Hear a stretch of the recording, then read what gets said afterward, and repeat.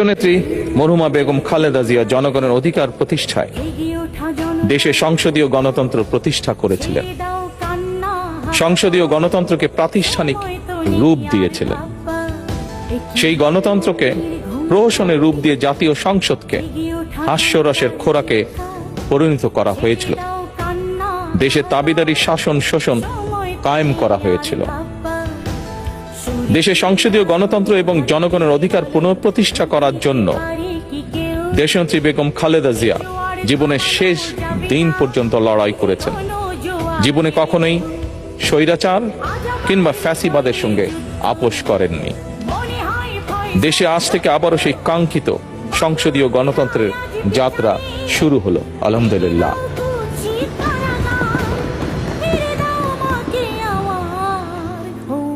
সংসদীয় রাজনীতি প্রতিষ্ঠাতা খালেদা জিয়া দেশ এবং জনগণের সাফল্যে এই শুভ মুহূর্তটি দেখে যেতে পারেননি। আজ তাই এই জাতীয় সংসদে দাঁড়িয়ে আমরা দেশ এবং জনগণের স্বার্থে আপসীর নেতৃত্ব, ব্যক্তিত্ব, স্মরণীয়, বরণীয়, অনুকরণীয় রাজনীতিবিদ মরহুমা খালেদা জিয়াকে গভীর শ্রদ্ধার সঙ্গে স্মরণ করছি।